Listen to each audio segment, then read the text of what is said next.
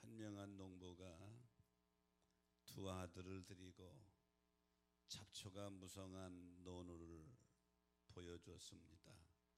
그러면서 얘들아, 이 잡초들을 제거하려면 어떻게 하면 되겠니?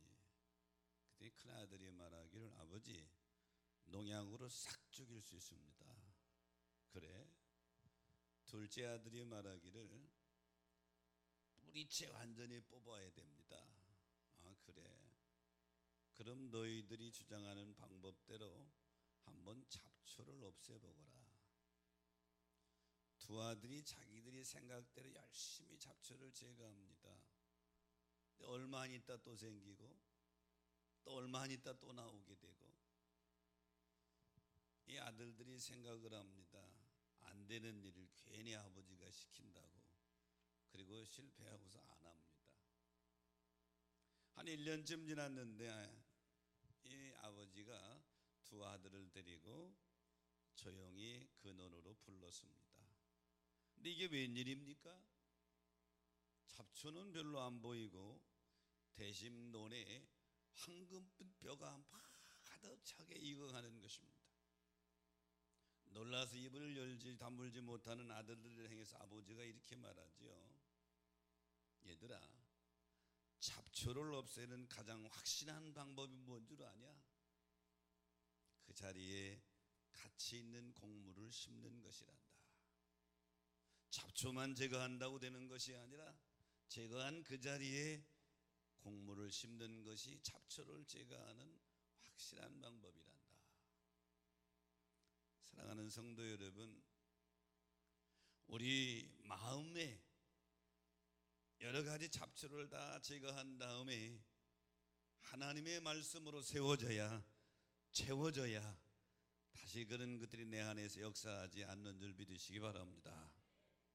오늘 본문은 예수님께서 이 땅에 오셔서 제일 첫 번째로 기적을 행하시는, 즉 우리가 잘 아는 가나 혼인잔치에서 물이 포도주가 만드신 사건의 내용이 본문의 말씀의 내용입니다. 저는 오늘 본문의 말씀을 가지고 가나 혼인잔치에 참석하신 주님, 이런 제목으로 은혜를 나누고자 하는데요, 가나 혼인잔치에 참석하신 주님 첫째는 내 때가 아직 이르지 아니하였다, 이렇게 말씀하십니다. 본문 4절에 보니까 예수께서 이르시되 여자여 나와 무슨 상관이 있나이까? 내 때가 아직 이르지 아니하였나이다, 이렇게 말씀하시죠. 이 혼인주에 초대받으신 예수님, 그 당시 이스라엘에서 혼인잔치의 제일 중요한 음식이 포도주였습니다. 근데 그게 떨어진 거예요. 지금 같으면 전화 하나 하면 되지만 이 땅 2000년 전에는 그런 게 있는 게 아니잖아요. 이 잔치집에 큰 혼란이 오게 생겼습니다. 마리아가 예수님께 이 집에 포도주가 떨어졌습니다. 그때 예수님이 하신 말씀이 내 때가 아직 이르지 아니하였나이다. 이 주님이 말씀 속에 우리가 뭘 느낄 수 있습니까? 주님이 말씀하신 이 주님의 때는 특별히 지정된 때를 가리키는 거예요. 본문 말씀의 표현은 모든 일에는 하나님의 때가 있다는 거예요. 이 땅에 메시아로 오신 예수 그리스도는 절대로 하나님보다 앞서질 않으셨어요. 하나님의 때를 기다리시는 주님. 사랑하는 성도 여러분, 믿음은 하나님의 때를 기다리는 것인 줄 믿으시기 바랍니다. 하나님이 노아에게 이렇게 말씀하십니다. 창세기 6장 14절에 보니까 너는 고페로 나무로 너를 위하여 방주를 만들라 그랬어. 6장 22절에 보니까 노아가 하나님이 자기에게 명령하신 대로 다 준행하였더라 그랬어. 성경은 이렇게 간단하게 줄로 나오지만 이 기간이 100년이 넘어요. 노아는 100년이 넘는 시간 동안 방주를 지으면서 하나님의 때를 기다리는 것이죠. 믿음은 하나님의 때를 기다리는 것인 줄 믿으시기 바랍니다. 말세의 신앙은 뭐냐? 이 땅에 재림주로 오시는 주님을 기다리는 것, 이게 신앙이에요. 믿음의 조상 아브라함을 하나님이 부르십니다. 창세기 12장에 보면 75살 먹은 아브라함을 부르시면서 내가 너로 큰 민족을 이루게 하리라. 그런데 실제로 아브라함이 아들 이삭을 낳은 것은 100세입니다. 25년 후입니다. 근데 그 중간에 아브라함이 기다리질 못해서 하갈이라는 여인을 첩으로 더 낳은 아들이 이스마엘이에요.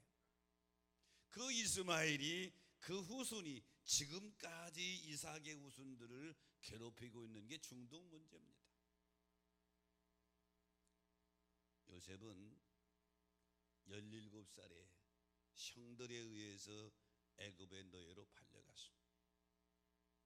요셉이 저는 더 어렸을 때 하나님이 꿈을 주시기를 해와 달과 11별이 너에게 절하리라, 큰 지도자로 삼아주시겠다고 하나님이 약속하시고 꿈을 주셨어요.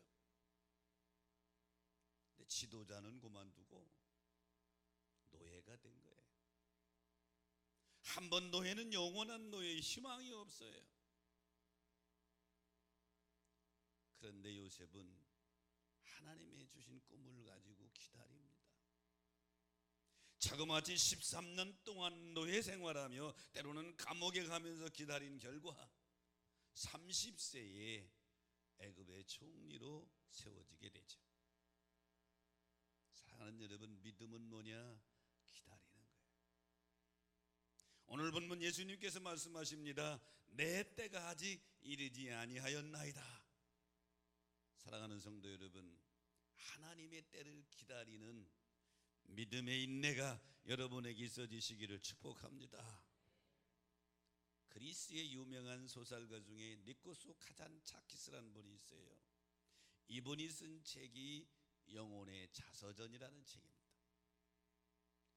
여기 이 책에 본인이 겪었던 이러한 한을 소개하는데요, 어느 봄날 정원에서 우연히 나비 누에꼬치를 발견하게 됩니다.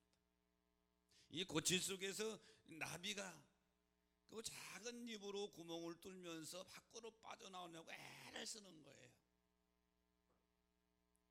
이 니코스가 생각하기를 저 너무 고생한다, 내가 좀 도와줘야 되겠다. 그래서 누에꽃이 그 구멍 뚫는 나비 안에서 구멍 뚫는 고기다가 입을 대고서 후 하고 따뜻한 입김을 불어줬어요. 뚫기 쉬우라고. 생각대로 이 나비는 쉽게 뚫고 나왔어요. 그런데 뚫고 나온 나비는 니꼬치 손바닥 위에서 그대로 죽어버리고 말았어요. 이때 니꼬치는 큰 깨달음을 얻었습니다. 기다림이 이렇게 중요하구나. 저 어렵게 뚫고 나오는 과정을 통해서 나비가 힘을 얻고 생명을 얻는 것인데 내가 도와준다고 하는 게 나비를 죽였구나. 기다림은 때로는 지루하고 고통스러울 수 있습니다. 하지만 여러분, 믿음은 하나님 말씀을 붙들고 인내 기다리는 것인 줄 믿으시기 바랍니다. 예수님이 말씀하시는 설교, 씨 뿌리는 설교를 하시고 좋은 땅에 뿌려졌다고 하는 것은 말씀을 듣고 인내로 결실한 자니라, 이렇게 말씀하시죠. 하나님의 말씀을 붙들고 인내하지 않는 자는 열매를 거둘 수 없다는 거예요. 이처럼 인생은 기다림의 연속입니다. 농부는 밭에 씨를 뿌려놓고 추수하는 가을을 기다려요. 오늘 씨 뿌려놓고 내일 거두는 사람이 없다 이 말이죠. 학생들은 큰 꿈을 세워놓고 노력하면서 큰 꿈이 이루어지기를 기다리는 것입니다. 낚시꾼들은 낚싯대를 담가놓고 한없이 기다려요. 고기가 물 때까지.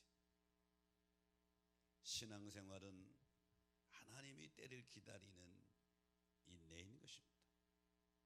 그래서 다윗은 자기 일생을 되돌아도 경험하고 나서 이렇게 고백합니다. 시편 27편 14절에 보면 너는 여호와를 기다릴지어다, 강하고 담대하며 여호와를 기다릴지어다.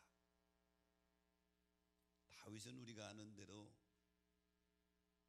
이세의 8번째 막내 아들이에요. 당시 환경으로는 막내 아들에게는 큰 기대가 없어요. 근데 그는 양을 치면서 열심히 하나님과 동행합니다. 하나님이 사무엘 선지자를 이세의 가정에 보내서 어린 다윗에게 기름 붓습니다. 성사절은 이때 다윗이 15살쯤 된다고 말합니다. 15살에 하나님의 종 사무엘로부터 내가 이 땅의 왕이 되리라 하고 왕의 기름 부음 받았어요. 그리고 실제로 왕이 된 것은 30살에 히브론에서 왕에 오르게 됩니다. 15년을 기다린 거예요. 15년 동안 평탄한 것이 아니에요. 사울 왕이 죽이려고 군대 2천 3천을 동원하면서 다윗에게 위협을 가했습니다. 하지만 다윗은 실망하지 않고 절망하지 않으며 두려워하지 않으며 하나님의 은혜 안에 기다릴 때 하나님이 그를 하나님의 때가 됨에 세워주신 줄 믿으시기 바랍니다. 오늘 본문에서 가나온 잔치에 참석하신 주님, 마리아가 이 집에 포도주가 떨어졌나이다. 예수님이 하신 말씀이 내 때가 아직 이르지 아니하였나이다. 이 말씀 속에 우리에게 주시는 교훈은 모든 일에는 하나님의 때가 있다. 하나님의 자녀된 여러분, 하나님의 때를 기다리며 인내하는 것도 믿음인 줄 믿으시기 바랍니다. 가나안 혼인잔치에 참석하신 주님, 두 번째는 항아리의 물을 채우라고 말씀하십니다. 오늘 본문 7절에 보니까 예수께서 그들에게 이르시되 항아리의 물을 채우라 하신즉 아기까지 채웠더라. 보통 유대인들의 집에는 예수님 당시 대문 앞에 돌항아리, 정결 예식에서 돌항아리가 있었어요. 근데 이 집에는 돌항아리 6개, 좀 큰 집이었던 것 같아요. 예수님이 하인들에게 그 돌항아리에 물을 채우라 그랬어요. 이 집에 당장 필요한 것은 물이 아니라 포도주입니다. 근데 하인들은 두말하지 않고 물을 떠다가 아구까지 가득 채웠다고 그랬어요. 이게 돌항아리에는 물 외에는 다른 것을 넣지 않았다는 얘기죠. 물을 가득 채웠으니까요. 물하고 포도주는 전혀 다른 성분입니다. 사랑하는 여러분, 말씀을 믿고 그대로 따르는 자에게 하나님이 지금도 역사하는 줄 믿으시기 바랍니다. 이것을 오늘 우리에게 주는 교훈으로 다시 한번 재해석해 본다면 항아리는 우리 자신을 의미할 수 있어요. 물은 하나님의 말씀입니다. 다시 말하면 우리는 내 마음의 항아리에, 내 심령의 항아리에 하나님의 말씀으로 채워져야 될 줄로 믿습니다. 2019년을 살아가는데 내 마음의 항아리에 하나님 말씀으로 가득 채워진 말씀이 축복의 씨앗이 될 줄로 믿습니다. 오늘 주일 예배 드립니다. 주일 예배 드릴 때 여러분 설교를 들어요. 제가 세상 이야기 하는 것이 아니요, 하나님 말씀을 쉽게 지금 해석하고 풀어주는 거예요. 여러분 마음의 항아리에 오늘 하나님 말씀으로 채우시기를 축원합니다. 말씀으로 무장하는 거예요. 중요한 것은 내 항아리가 깨끗해야 되겠죠. 더러운 항아리에 물을 채우고 떠다주면 되겠어요? 그래서 교회 나오면 제일 먼저 하는 것이 회개인 것입니다. 마음의 항아리를 비우는 것이죠. 주일에 채워진 하나님의 말씀이 한 주간 우리의 삶의 능력의 원동력이 될 줄로 믿습니다. 열왕기상 23장에 보면 남유다의 16번째 왕인 요시야 왕의 종교 개혁의 모습이 나옵니다. 요시야 왕은 왕위에 오른 지 자기 나라 백성들 신앙이 하나님을 등진 것을 알고 성전 수리 명령을 내립니다. 대제사장 힐기야가 성전 수리 중에 발견된 율법책을 발견했습니다. 요시야 왕이 갖다 주면 요시야 왕 앞에서 이 성경책을 읽습니다. 3절에 보니까 요시야 왕이 이 말씀을 듣고 왕이 단 위에 서서 여호와 앞에 서서 언약을 세우되 마음을 다하고 뜻을 다하여 이 책에 기록된 이 언약의 말씀을 이루게 하리라 하며 백성들이 다 그 언약을 따르기로 했더라. 그리고 4절 5절에 보니까 요시야 왕이 성전에서 우상 기물과 아세라 우상을 제거하고 우상에 분향하는 책임자들을 폐해버립니다. 성전 정화를 마친 요시야는 이후에 하나님의 말씀을 가지고 종교 개혁을 단행합니다. 요시야의 개혁은 다른 것이 아니요, 성전을 수리하다가 발견한 하나님의 말씀 율법책으로 자기 마음에 채우고 그 말씀의 기준대로 성전을 정화하는 일을 하는 것이요. 2019년 신앙의 원동력은 하나님의 말씀으로 무장해야 될 줄로 믿습니다. 가나안 혼인잔치에 참석하신 주님이 하인들에게 물동에 물을 채우라고 하는 말씀은 오늘 우리들에게 마음의 물동이에 말씀으로 채워라. 무장하시기를 주의 이름으로 축원합니다. 세계적인 유명한 사람이 도스토옙스키죠. 문학을 하는 사람이 모르는 분이 없죠. 근데 이분이 어렸을 때 불행을 겪습니다. 16살 때 아버지가 노동자들, 농민들이 살해되는 것을 직접 보게 됩니다. 얼마나 한이 됐겠어요, 아버지가 살해됐으니까. 그래서 그는 아버지 죽인 사람들을 기억하면서 사회주의 운동에 뛰어듭니다. 하지만 체포되어서 사형 선고를 받게 되죠. 사형수의 몸이 됐어요. 사형수를 싣고 가는 열차가 간이역에 멈췄을 때에 한 여인이 불쌍해서 그 사형수에게 조그만 책을 하나 건네줍니다. 이 책이 뭐냐면 족복음 신약 성경이에요. 사형수가 된 도스토옙스키는 감옥에서 사형을 기다리면서 시간이 있으니까 성경을 계속 읽기 시작합니다. 그 신약성경 족복음을 읽다가 거기서 주님을 만난 거예요. 하나님을 경험한 것입니다. 그리고 그는 이렇게 말하죠.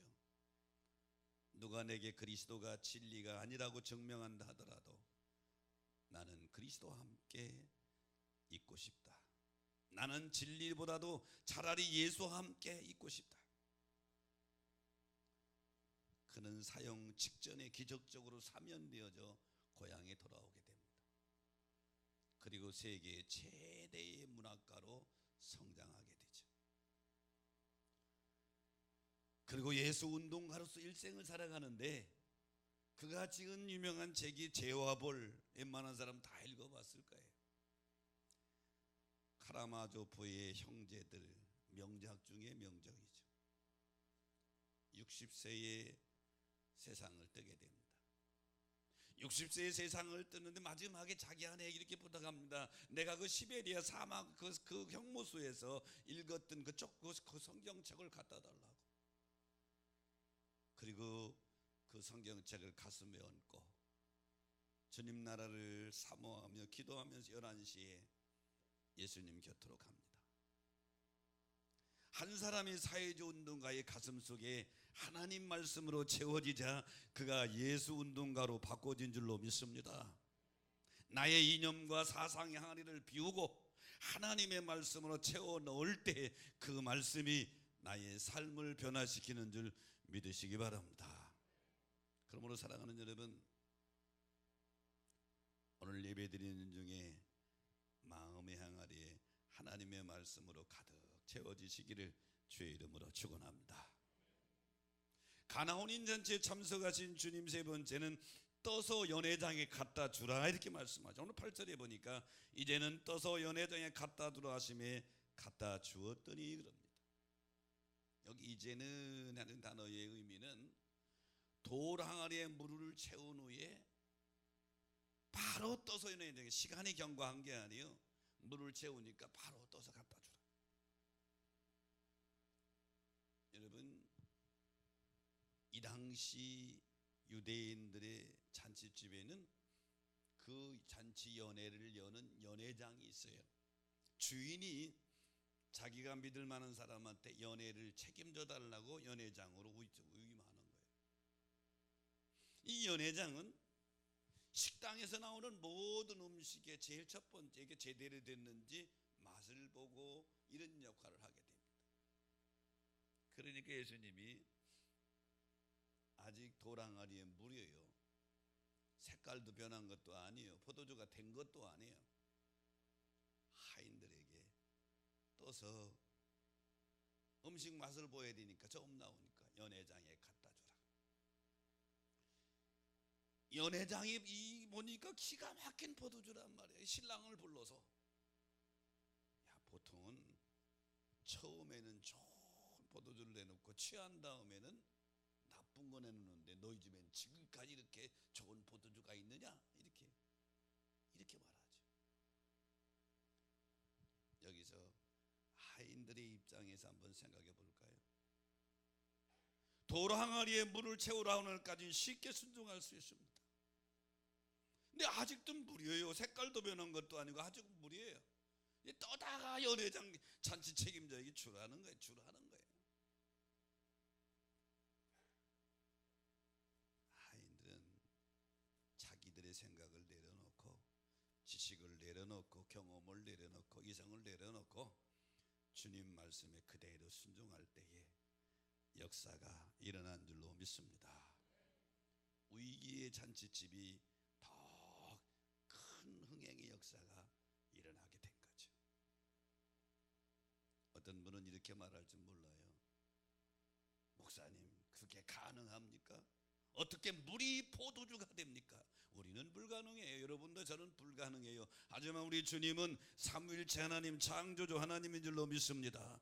말씀으로 새 우주를 만드신 분이라 이 말이죠. 내가 못하니까 하나님도 못한다 이렇게 생각하면 안 돼요. 하나님을 내 머릿속에 가둬놓으면 안 됩니다. 예수님이 누가복음 5장에 보면 아침에 일찍이 갈릴리 바닷가로 가십니다. 어부들이 막 밤새 그물질 하다가 해가 떠오르니까 배를 바닷가에 대고 그물을 정리할 때입니다. 시몬이라는 사람의 배에 올라서 군중들에게 한참을 설교하고 나서서 5장 4절로 6절에 보니까 시몬에게 깊은 데로 가서 그물을 내려 고기를 잡으라 그래요. 자, 이 갈릴리 호수는 특성상 깊은 데는 고기가 없어요. 그리고 낮에는 그물질을 안 해요. 그런데 시몬이 이렇게 말하죠. 선생님, 밤새도록 수고했는데 잡지 못했어요. 하지만 말씀에 의지하여 내가 그물을 내리리이다 하고 내렸더니 2배에 가득 차게 잡혔더라. 사랑하는 여러분, 무장된 말씀, 내 마음의 항아리에 담은 말씀을 순종하게 될 때 기적이 일어나는 줄로 믿습니다. 순종하게 될 때 하나님이 역사하는 줄 믿으시기 바랍니다. 그래서 말씀을 마음의 항아리에 담아야 되는 거예요. 사사기 7장에 보면 이스라엘이 미드안과 전쟁을 하게 됩니다. 수많은 미디안 병사가 지금 쳐들어왔어요. 사사시대인데 사사 기드온이 미디안과 전쟁을 하기 위해서 이스라엘에서 병력을 모집합니다. 그래도 32,000명이 모였어요. 32,000명도 미디안 병사하고 비교하면 비교가 안 돼. 엄청 많이 쳐들어왔단 말이에요. 근데 하나님이 7장 2절에 보니까 이 백성이 너무 많다는 거예요. 그리고 3절에 보니까 누구든지 두려워 떠난 사람은 집으로 돌려버리라는 거예요. 돌려버렸더니 22,000명이 돌아갔어요. 32,000명 중에 10,000명이 남았단 말이에요. 하나님은 그 10,000명도 많대요. 4절 이하에 보니까 기드온에게 말씀하시기를 이리로 가서 물을 먹게 하라고 합니다. 개울을 물을 먹게 하라. 물을 먹는 사람을 둘로 나눕니다. 경계심을 가지고 사방을 보면서 물을 먹는 사람, 아니면 그냥 가서 힘들으니까 막 쿠덕쿠덕 먹는 사람. 둘로 나누니 경계심을 가지고 쪼그리고 앉아서 물을 먹는 사람은 겨우 300명이고 나머지는 9,700명이다. 근데 하나님은 9,700명을 다시 돌려보내래요. 그리고 남은 사람이 300명, 이게 기도원 300명 용사란 말이죠. 말씀으로 무장되고 기도원에게 절대로 순종하는 이 300명 용사를 통해서 미디안을 물리친 줄 믿으시기 바랍니다. 그러므로 사랑하는 여러분, 가나안 혼인잔치에 참석하신 주님이 세 번째 말씀하신 것은 물을 떠다 주라고 하는 말씀은 여러분 무장된 말씀에 순종하라 이런 말씀이에요. 여러분 마음의 항아리에 담겨진 말씀이 여러분이 감동되고 여러분이 깨달아지면 그 말씀을 행동으로 옮기시기를 주의 이름으로 축원합니다. 베스트셀러 중에 세드백 교회 담임 목사인 닉 오렌 목사의 산모가 쓴 책이 있어요. 이 닉 오렌 목사 산모가 K 오렌이라는 사람인데 K 오렌인데요, 위험한 순종이라 이런 책을 썼어요. 위험한 순종, 많이 읽혀진 책이죠. 이 사모 K 오렌이 하루는 하나님 앞에 불평하고 투정합니다. 뭐냐 하면 닉 오렌 목사와 같은 사람 만나서 내가 결혼하게 했다고 원망불평하는 거예요. 그런데 그때 라디오에서 평범한 사람이라고 하는 노래가 흘러나옵니다. 그 가사의 내용은 하나님은 평범하지만 자기가 가진 모든 걸 하나님께 드리는 사람을 사용하신다 이런 노래예요. 이 K 오렌이 이 가사를 들으면서 큰 은혜를 받습니다. 하나님이 부족하지만 우리 남편, 우리 나를 쓰시기를 원하시는구나. 그래서 그때부터 하나님께 위험한 순종을 하는 연습을 했다 그랬어요. 순종은 순종인데 위험한 순종이라는 표현을 썼어요. 위험한 순종. 위험한 순종이 뭐냐 하면 이 말씀을 순종하면 힘든 일이 오고 어려운 일이 오고 고통이 올 것을 뻔히 알면서도 예스 하고 순종하는 게 위험한 순종이다. 인생은 하나님께 예스라고 대답하기 전과 대답한 후의 삶으로 나눠지게 됩니다. 예스로 대답한 이후의 삶은 하나님 말씀에 아멘, 시련이 올 것도 알면서 여러 가지 올 것을 알면서 아멘 하고 순종할 때에 하나님은 능력의 손을 뽑아 그를 붙들어 주실 줄로 믿습니다. 게이오렌의 말처럼 2019년 기해년 금년도 우리도 한번 위험한 순종 해봅시다. 위험한 순종 한번 해보시기를 축복합니다. 찬양대원도 위험한 순종 한번 해봐요. 그때 하나님이 그 믿음을 보시고 능력의 손으로 여러분을 붙들어 세워주실 줄로 믿습니다. 말씀을 정리할게요. 예수님이 가나안 혼인잔치에 참석하셨습니다. 포도주가 떨어졌지요. 마리아와 이 집에 포도주가 떨어졌다고 말할 때에 여자여 나와 무슨 상관이 있나이까 내 때가 아직 이르지 아니하였습니다. 이 말씀 속에는 예수님은 철저하게 하나님의 때를 1분 1초도 기다리며 사셨어요. 하나님이 때를 기다리셨다. 너무 조급해하지 마십시오. 믿음 안에서 하나님의 때를 기다리는 인내가 필요한 줄로 믿습니다. 가나안 혼인잔 참석하신 주님은 하인들에게 항아리에 물을 채워라. 이 말씀 오늘도 우리에게 말씀으로 좀 무장해라. 마음의 항아리에 말씀을 좀 채워라. 그리고 채워진 말씀, 무장된 말씀에 위험한 순종이지만 순종하고 살아라. 그러면 뒤에는 하나님이 능력의 손으로 붙드셔서 책임져 주실 줄로 믿습니다. 금년이 여러분이 그렇게 축복해가 되시기를 주의 이름으로 축원합니다. 말씀 생각하시면서 우리 찬양하면서 결단합니다.